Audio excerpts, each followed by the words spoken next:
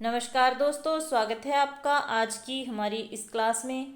तो आज की क्लास से हम लोग शुरू कर रहे हैं एस्टेट 2023 की तैयारी।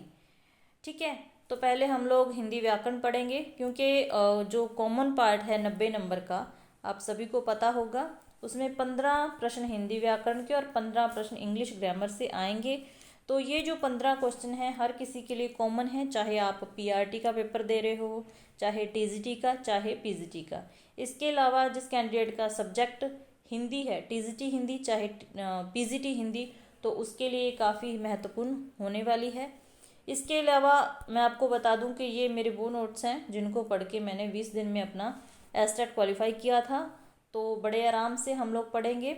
हिंदी व्याकरण तो पढ़नी है, सबके लिए कॉमन है। इसके अलावा टीजीटी पीजीटी हिंदी के लिए एनसीईआरटी हिंदी साहित्य और जो मतलब हिंदी व्याकरण से जो मेन क्वेश्चन पूछे जाते हैं वो करेंगे। इसके अलावा थोड़ा काव्य शास्त्र भी पढ़ेंगे, वहाँ से प्रश्न बनते हैं। तो शुरू करते हैं फिर आज की क्लास।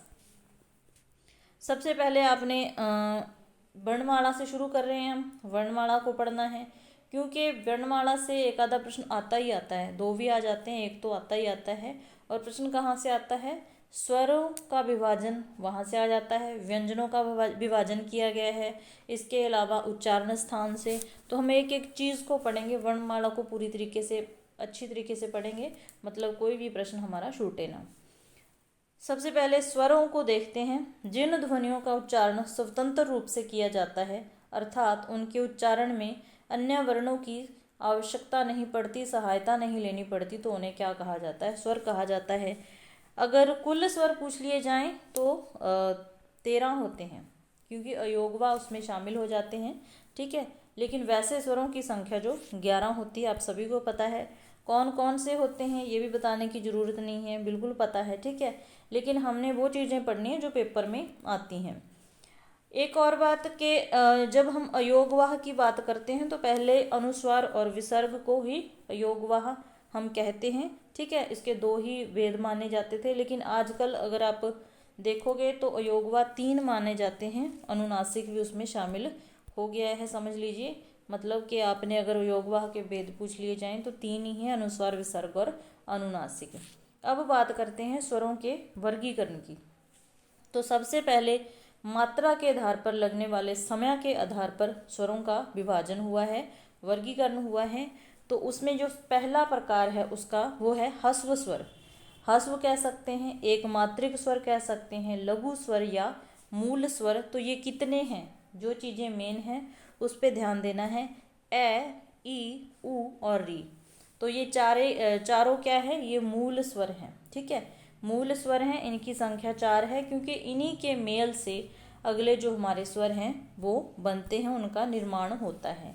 तो ह्रस्व स्वर आ जाए, एक मात्रिक स्वर आ जाए, लघु स्वर आ जाए, चाहे मूल स्वर आ जाए, तो इनकी संख्या 4 है। ए, ई, उ, री। ठीक है, अब दीर्घ स्वर। ह्रस्व छोटा हो गया, दीर्घ हो गया बड़ा, या आप कह सकते हैं द्विमात्रिक स्वर, गुरु स्वर या फिर संधि स्वर। ठीक है, ये चारों ही नाम हैं, ये ध्यान रखना है। चारों में से कोई नाम देके पूछा जाए तो वो कौन से स्वर होते हैं। जैसे इसमें भी दो भेद कह सकते हैं, एक सजातीय दीर्घ स्वर और एक विजातीय। सजातीय कैसे? जैसे ए और ए दोनों मिल गए तो बड़ा आ हो गया, ई से बड़ी ई हो गई, ऊ से ऊ हो गया। तो ये क्या है? सजातीय है, क्योंकि एक ही जाति के स्वर से ये बने हैं, तो ये सजातीय दीर्घ स्वर हो गए। इसके अलावा ए का छोटी ई से हम मेल करते हैं, ई से, तो क्या बन जाता है? ए हो जाता है। ठीक है, जब ये ए बन गया, ए और ई के मेल से ए बन गया, ए को ए से मिलाएंगे तो बड़ी ए।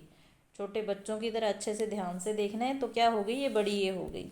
अब ए का ऊ से मेल हो गया तो ओ हो गया, और इसी ओ का ए से मेल हो गया तो औ आऊ, ओ मतलब बड़ा ओ हो गया। ठीक है, तो ये क्या हो गए? हमारे विजातीय स्वर, संयुक्त स्वर भी इनको कहा जाता है क्योंकि ये मेल से बने हैं, दो स्वरों के मेल से बने हैं, सजातीय स्वर, विजातीय स्वर। ठीक है, तो ये हो गए हमारे स्वर। आगे तीसरा इसका प्रकार है मात्रा के आधार पर, वो हो गया प्लुत स्वर या आप त्रिमात्रिक स्वर कह सकते हैं। इसका जैसे ओम मतलब ये आ गया, आजकल ये इतना प्रचलन में नहीं है, फिर भी आपने ध्यान रखना है। उसके बाद उच्चारण स्थान के आधार पर स्वरों को 3 भागों में बांटा गया है। उच्चारण स्थान के आधार पर अग्र स्वर, मध्य स्वर और पश्च स्वर, ये इम्पोर्टेंट है, ठीक है। यहाँ से प्रश्न बनता है तो इसको ध्यान से देखना है। अग्र स्वर कौन से हो गए, मतलब कि जीव की हम जैसे ही जीव से उच्चारण करते हैं तो जीव का कौन सा हिस्सा ज़्यादा सक्रिय रहता है इनको बोलने में, उस आधार पर ये विभाजन हुआ है। तो अग्र स्वर बोल के देखिए, ई ए री, ये सारे स्त्रीलिंग आ गए, ठीक है। ई ए री, तो यहाँ इनका उच्चारण करते समय हम जीव के अगले हिस्से से बोलते हैं, ठीक है। तो ये हो गए अग्र स्वर।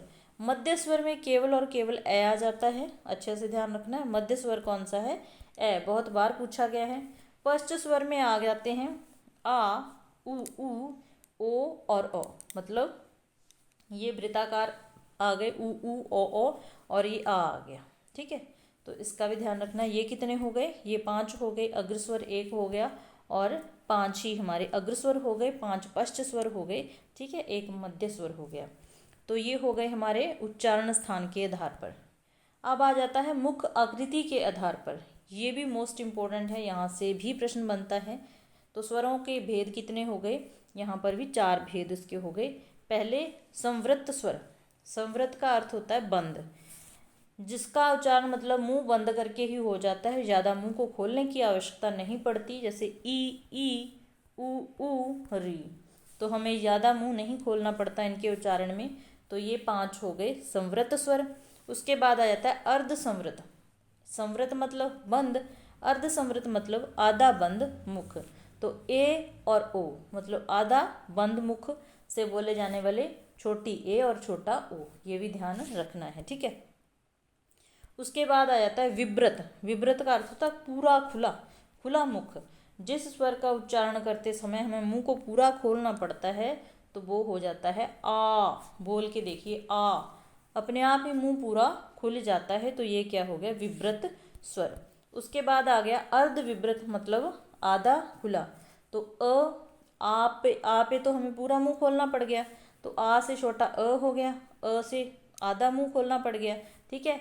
ए, बड़ी ए आ गई, आधा बंद मुंह में छोटी ए थी, अब बड़ी ए आ गई, इसमें क्या हो गया, आधा मुख खुला, ठीक है। और ओ और इसके अलावा आगत स्वर जो हो गया ये आ गया।